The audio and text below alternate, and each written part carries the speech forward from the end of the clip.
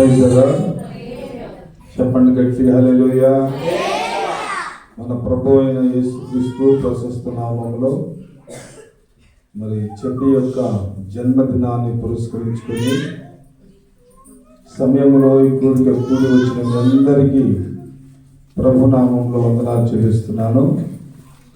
దేవుని పరిశుద్ధ గ్రంథముల నుండి కొన్ని విలువైనటువంటి మాటలు విని ఆశీర్వాదంతో మన గృహానికి మనం వెళ్దాం. 65వ కీర్తన 11వ వాక్యాన్ని ఈ సమయం చదువుతున్నాం. సంవత్సరమును దయా కిరీటము ధరింపజేసి ఉన్నావు. చాలు, చిన్న ప్రార్థన. సర్వోన్నతుడా, మహిమగల మా ప్రభువా, పరిశుద్ధాత్ముడా, నీకు స్తుతి నాయనా. స్తోత్రము. చదవబడినటువంటి లేఖనము నాయన మీరైనందుకు స్తోత్రాలు. మిమ్మల్ని గురించి మేము వర్ణించటకు నాయన మా జ్ఞానము సరిపోదు, తెలివి లేదు నా ప్రభువానికి స్తోత్రము నాయన. మీరు సహాయము చేస్తేనే తప్ప మేము ఇతరులకు బోధించలేము ప్రభువానికి స్తోత్రము. మీరు సహాయము చేసి మీ నామములకు మహిమ తెచ్చుకోమని యేసయ్య నామములు అడిగి వేడుకొనుచున్నాము తండ్రి. చెప్పండి గట్టిగా హల్లెలూయా. ఈ కీర్తనకారుడు అంటాడు, సంవత్సరమును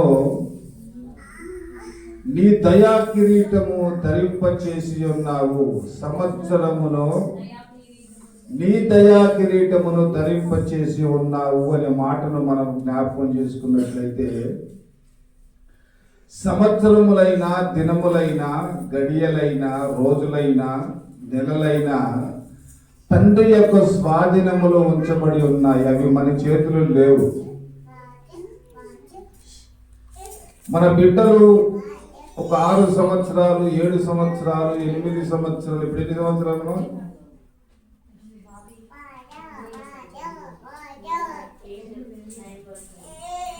8 సంవత్సరాలు ఆయన కాపాడబడ్డాడంటే అది తల్లిదండ్రుల కాపుదల కాదు, లేక బంధుమిత్రుల కాపుదల కాదు, అది కేవలం దేవుని యొక్క కాపుదలనే. ఆయన కాపుదల ఉంటేనే మనము సజీవంగా ఉంటాం. మనిషి బ్రతకాలంటే మన చేతుల్లో లేదు. మన చేతుల్లో ఉంది బ్రతికేది అని అంటే మనం ఎన్నో చేస్తాం.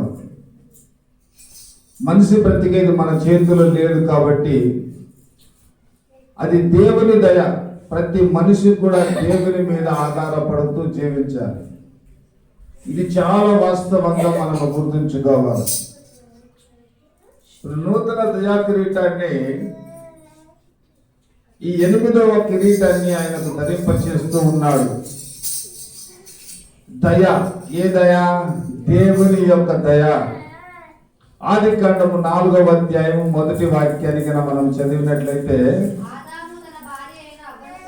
చూడండి, చాలా జాగ్రత్తగా వినండి. ఆదాము తన భార్య అయిన అవ్వను కూడినప్పుడు ఆమె గర్భవతి అయ్యి ఒక కుమారుని కనెను. యెహోవా దయ వలన ఒక కుమారుని సంపాదించుకుంటుని. కేవలము దయ. గర్భఫలము యెహోవా ఇచ్చు బహుమానము. ఆదికాండము 33వ అధ్యాయము 5వ వాక్యాన్ని మనం చదివినట్లయితే, ఏశావు కన్నులెత్తి ఆ స్త్రీలను, పిల్లలను చూచి మీరేమీ కావాలనని అడిగినందుకు అతడు, అంటే యాకోబు అంటున్నాడు, వీరు దేవుడు దయచేసినటువంటి పిల్లలు. దేవునికి స్తోత్రం చెప్పండి. ఒక్క రోజైనా, ఒక సంవత్సరమైనా, ఒక నెలైనా, ఒక వారమైనా ఈ పిల్లలు దేవుడిచ్చిన పిల్లలుగా మనం భావించాలి. ఇప్పుడు సనా ఏమంటది, పవన్ ఏమంటాడు, నా కుమారుడు అంటారు. వాస్తవానికి బైబిల్ ప్రకారంగా దేవుడు చెప్తున్నటువంటి మాట ఏమిటంటే, 8 సంవత్సరాలు దయా కిరీటాన్ని ధరింపచేసి 9వ సంవత్సరాలలోనికి ప్రవేశిస్తున్నటువంటి నా కుమారుని కేవలము దేవుని దయే కాబట్టి ఈ కుమారుడు దేవుడు నాకు ఇస్తేనే నేను పొందుకున్నాననేటటువంటి సంతోషము ఎప్పటికీ తల్లిదండ్రులలో ఉండాలి. ఇప్పటికీ నా పిల్లలు అనేటటువంటి మాటను మనం మరిస్తే ఆ బిడ్డలు ప్రయోజకులుగా మారుతారు, దీవెనకరంగా మారుతారు, అనేకులను దేవుని వైపు త్రిప్పగలిగినటువంటి సాధనాలుగా మారుతారు అన్న జీవితాన్ని మనం జ్ఞాపకం చేసుకున్నట్లయితే మనకందరికీ బాగా తెలుసు. 1వ అధ్యాయము 10-11 వచనాలు మనం చదివినట్లయితే అన్న దేవుని సన్నిధికి చేస్తుంది, బహు దుఃఖాక్రాంతురాలై వచ్చి యెహోవా సన్నిధిని ప్రార్థన చేయుచుండెను.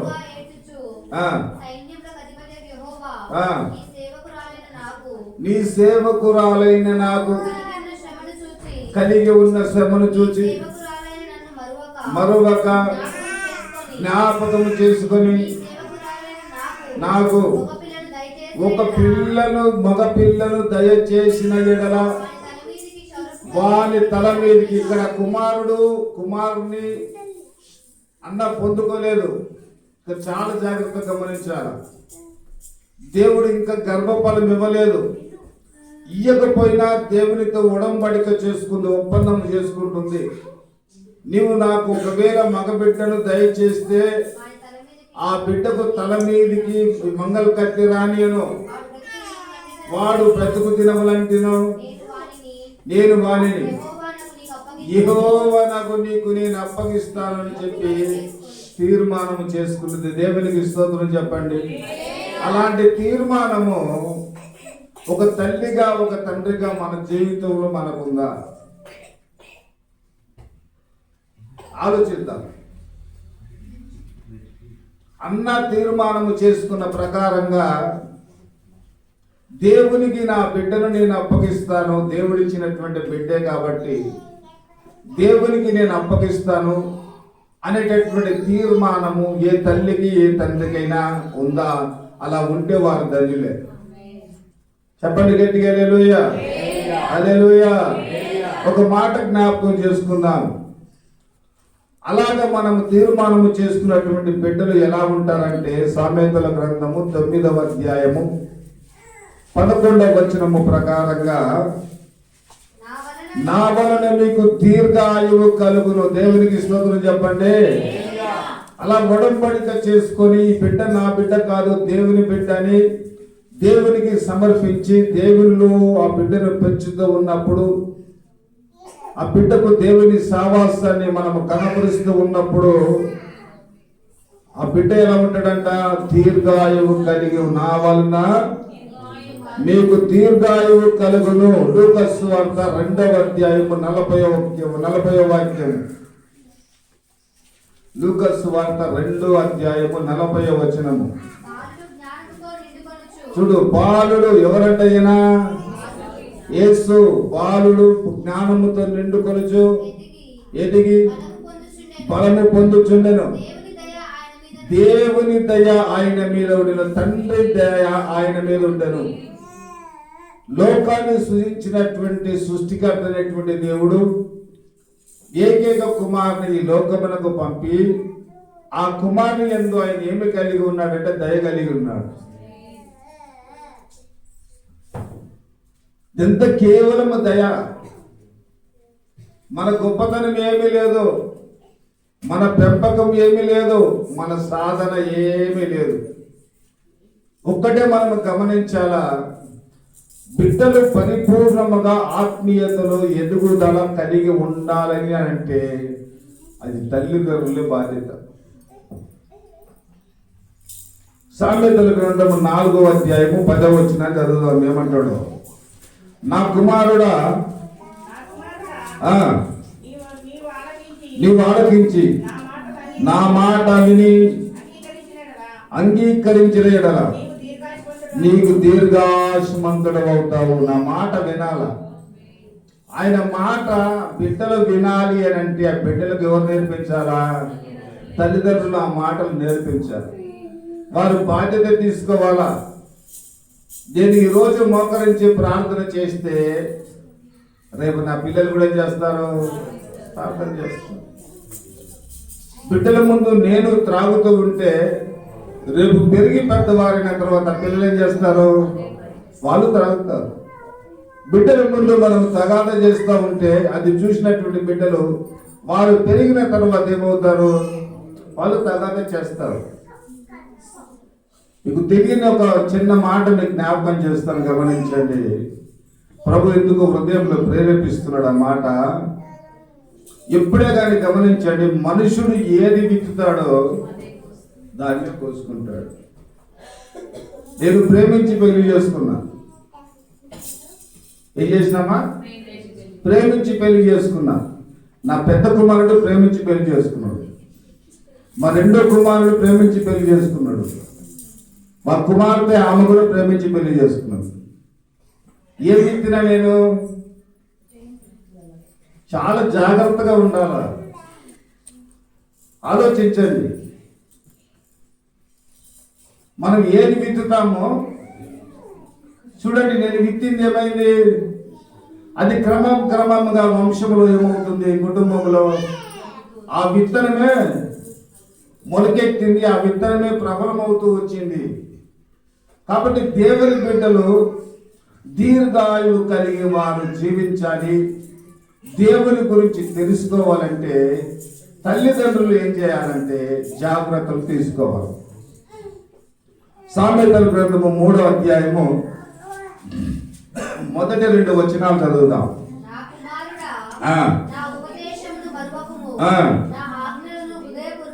నా ఆజ్ఞలను హృదయపూర్వకముగా గైకొనుము, అది దీర్ఘాయువును సుఖ జీవముతో బ్రతుకు సంతోషమును నీకు కలగజేయును. దేవునికి స్తోత్రం చెప్పండి. ఈ ఒక్క చిన్న పని చేస్తే,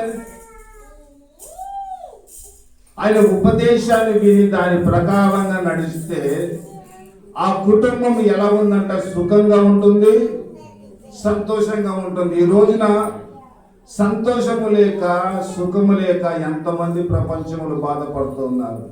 అన్నీ ఉన్నాయి. ధనం ఉంది, ధాన్యం ఉంది, మేడలున్నాయి, మిద్దలున్నాయి, లోక సంబంధమైనటువంటి సమస్తము కూడా ఉన్నాయి. కానీ వారి జీవితంలో సుఖము లేదు, నెమ్మది లేదు. కానీ దేవుని మాటలు వింటున్నటువంటి మనతో దేవుడు అంటాడు, మీకు సుఖాన్ని ఇస్తాను, సంతోషాన్ని నేను అనుగ్రహిస్తానని చెప్పి ఆయన జ్ఞాపకం చేస్తున్నాడు. దేవునికి స్తోత్రం చెప్పండి. ఒక ఆశ్చర్యకరమైనటువంటి మాట మనము విందాం. ప్రసంగి గ్రంథము 6వ అధ్యాయము 3వ వాక్యానికి. పిల్లలు కొద్దిగా జాగ్రత్త, కొద్దిగా ఏడవనీయకండి. చాలా అమ్మా, చాలా ఒక్కరి ఇద్దరు ముగ్గురు అయితేనే వాళ్ళని పెంచలేక ఏమవుతున్నాము? ఇతనికి ఎంతమంది అంటామా? అందరు నోరు తెచ్చి చెప్పండి. చాలా అడుగుతున్నా. ఆ 100 మంది పిల్లలు కన్నా అతనికి ప్రయోజనం లేదంట. చదువుమా.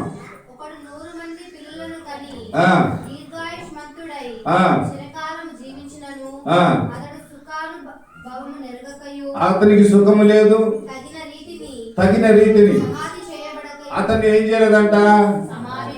సమాధి కూడా సరిగా చేయలేదంట. వాడు బ్రతికేందుకు? పిండము గతి మేలు.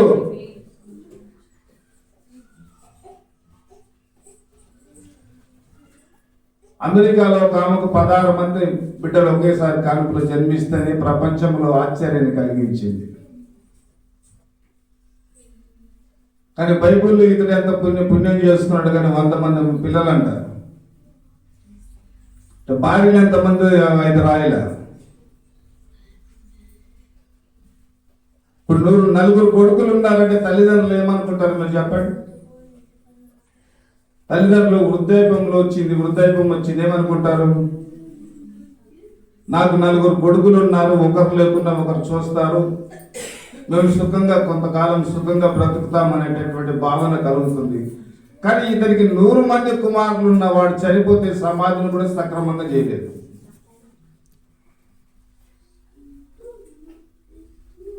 ఇలాంటి సందర్భాలలో దేవుడు మనకు ఇచ్చినటువంటి బిడ్డలు చాలా ఉన్నతమైనటువంటి వారు. దేవుని పిల్లలు అనగా దేవుని దయ వల్ల మనకు కలిగేటటువంటి పిల్లలని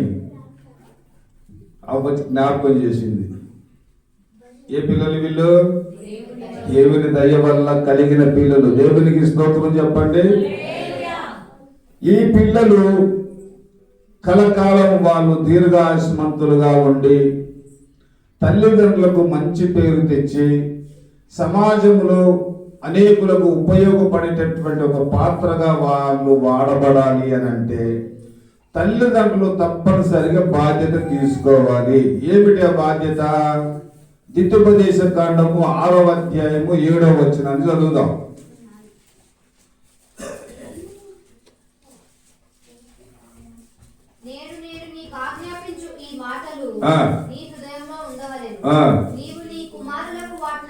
ఏం చేయాలంట? దేవుని మాటలు ప్రతిరోజు కూడా మనం ఏం చేయాలంటే మన బిడ్డలకు నేర్పించాలా.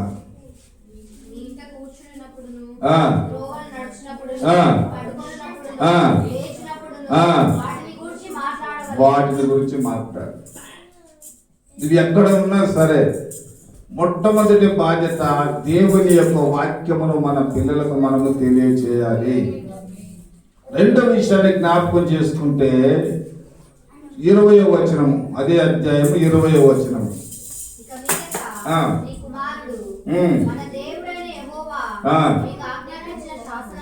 శాసనములను కట్టడలను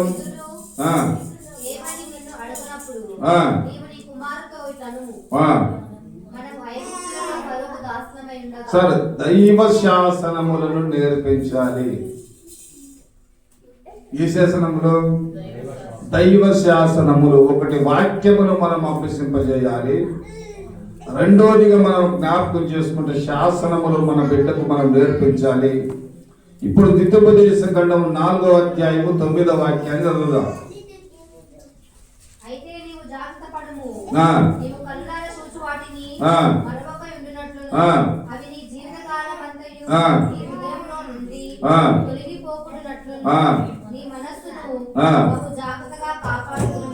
ఏం చేయాలంట? చదువు. ఏంటి నేర్పాలా? ధర్మశాస్త్రం యొక్క కట్టడలను మన పిల్లలకు నేర్పించాలి. ఏం చేస్తున్నాం మన పిల్లల్ని? వారు ఎలాంటి ప్రవర్తనలో పెరుగుతూ ఉన్నారు గమనించాలి. దైవిక సంబంధమైనటువంటి ప్రవర్తనలో మన పిల్లలు పెరుగుతూ ఉన్నప్పుడు వారు లోకాన్ని ప్రేమించరు, లోకానికి దూరంగా ఉంటారు, లోకానికి భిన్నంగా బ్రతుకుతారు. దేవుని మహిమ కొరకే మన బిడ్డలు బ్రతుకుతారు. అప్పుడు పరలోకమందు ఆశీనుడైనటువంటి దేవాది దేవుని యొక్క దయ ఆ బిడ్డల పైన ఉంటుంది. కాబట్టి వారు ఆత్మీయతలో ఎదుగుతారు. దేవునికి స్తోత్రం చెప్పండి గట్టిగా. సామెతల గ్రంథము 22వ అధ్యాయము 6వ వాక్యాన్ని చదువుతాం. బాలుడు నడవవలసినటువంటి త్రోవలు వారికి నేర్పించము, వాడు పెద్దవాడైనప్పుడు అది నువ్వు నేర్పించాలా. ప్రతి వారము కూడా బలవంతాన సండే స్కూల్కి తీసుకొచ్చి మన పిల్లల్ని మనం వదిలిపెట్టాలి. ఒక్క వారముగిన మన బిడ్డలు సండే స్కూల్ పంపించకపోతే రాకుండా ఉంటే వారికి ఆ రోజు అన్నం పెట్టద్దు. ఒక తల్లి అలాగే ఉండే, 3 కుమార్తెలు 3 కుమారులు. వారి కొరకు ఉదయాన్నే లేచి ప్రార్థన చేస్తే తెల్లారేది. ఒక్కొక్కరు నిమిత్తము భారము కలిగి తల్లి ప్రతి ఒక్కరి కొరకు ప్రార్థన చేస్తే ఆ ప్రార్థన చేసి ప్రార్థన ద్వారా ఎదిగినటువంటి బిడ్డలందరూ కూడా ఉన్నతమైనటువంటి స్థితిలో దేవుడు ఉంచాడు. ఒక చక్కని మాట మనం జ్ఞాపకం చేసుకుందాం. లూకాసు వార్త 11వ అధ్యాయము 1వ వాక్యాన్ని చదువుదాం.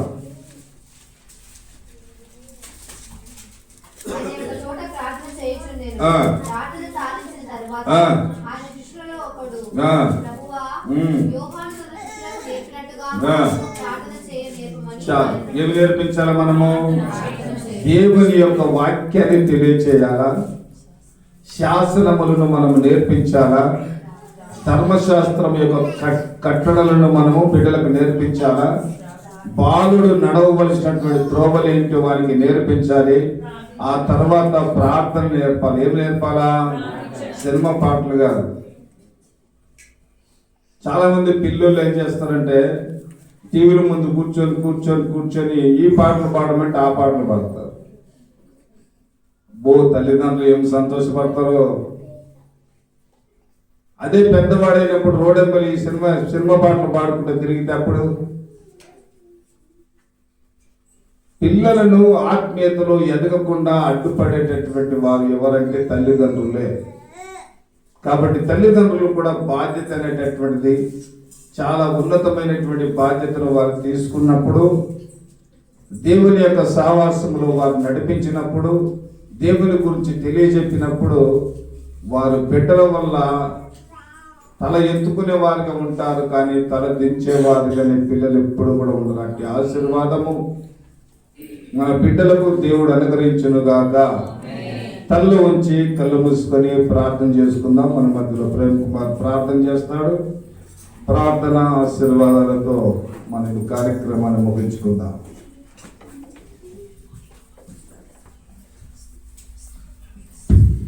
సకల ఆశీర్వాదాలు కరుణామూర్తి యేసుక్రీస్తు ప్రభువా, సర్వాధికారి మా దేవ, మీరంతా పశువులను ఆదరింపబడుతున్న మా గొప్ప తండ్రి, మా రక్షకుడా, మా విమోచకుడా, సజీవుడమైన దేవ, ఈ నామానికి స్తోత్రం చెల్లిస్తున్నాం తండ్రి. ప్రభు యొక్క సాయంత్రం వేళలో తండ్రి, యొక్క మంచి వేళలో తండ్రి, మీ మందిరంలో చేరవచ్చు తండ్రి. ప్రభు కొన్ని సమయాన్ని యొక్క మందిరంలో గడపడానికి, ప్రభు ఈ నామాన్ని జ్ఞాపకం చేసుకుని జనపరచడానికి తండ్రి, మేము చేసిన మేరని జ్ఞాపకం చేసుకుని ఆరాధించడానికి మేము ఇచ్చిన మంచి తరుణాన్ని బట్టి వదం చేస్తున్నాం తండ్రి. ఈ లోకంలో అనేకులకి భాగ్యం ఇటువంటి ప్రభా ఇటువంటి ధన్యతలు కానీ అయోగ్యులము, అపాత్రము, ఎన్నికైన వారి దూరటువంటి వారి మమ్మల్ని ప్రేమించి తండ్రి, మీ ప్రియులుగా చేసుకుని మీరు ఇచ్చిన మంచి ధన్యతను బట్టి మీకే స్తోత్రం, మహిమ, ఘనత, ప్రభావములు ఆరోపిస్తున్నాం తండ్రి. అవును తండ్రి, ఈ యొక్క సాయంత్రం వేళ తండ్రి మీ రాష్ట్రం మీకు దేవాచారం మహిపరుచుకొని నేను కానీ వాక్యం ద్వారా మాతో మాట్లాడినందుకు వందనం చేస్తున్నాం తండ్రి. అవును తండ్రి, అయ్యా ప్రభా మీరు ఇచ్చిన దయాకిరీటాన్ని బట్టి మీకు స్తోత్రం చెల్లిస్తున్నాం తండ్రి. ప్రభా దయాకిరీటాలు మా బిడ్డలకు రావాలంటే తల్లిదండ్రుల బాధ్యతను మీరు నాకు గుర్తు చేస్తూ వచ్చారు తండ్రి. 100 మంది పిల్లలకు కలిగి ఉండి కూడా అయ్యా తండ్రి ప్రభా మీకు అనుకూలంగా జీవించకపోతే తండ్రి వాడికి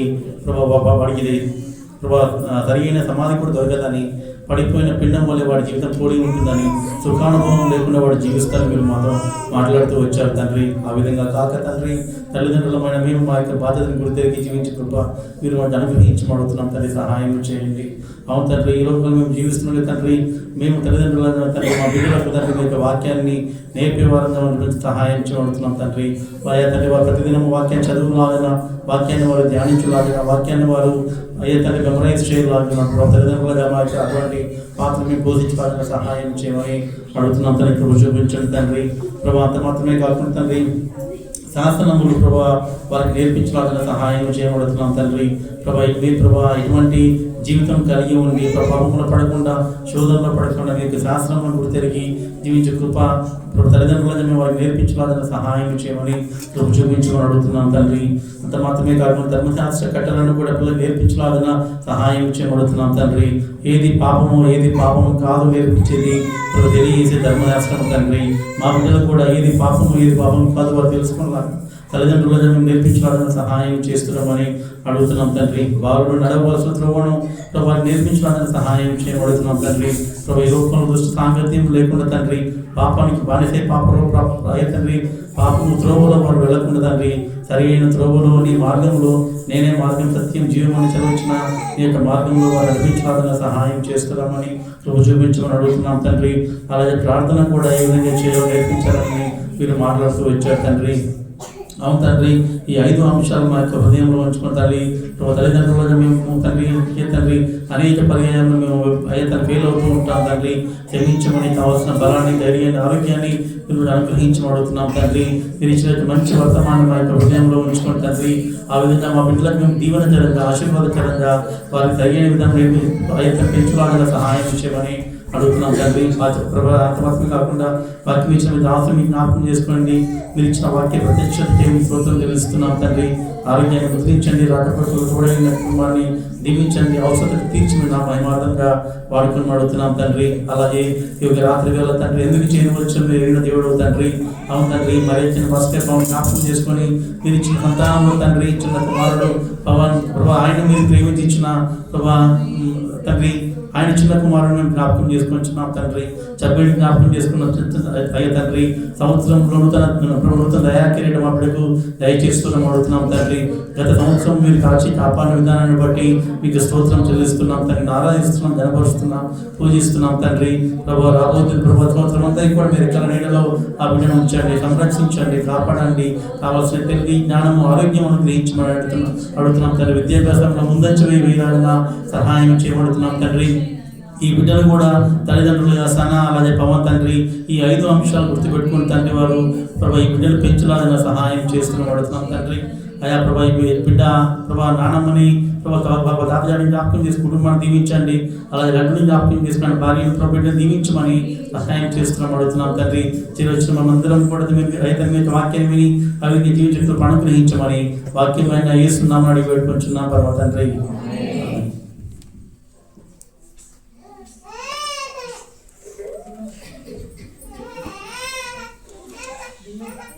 అందరూ కూడా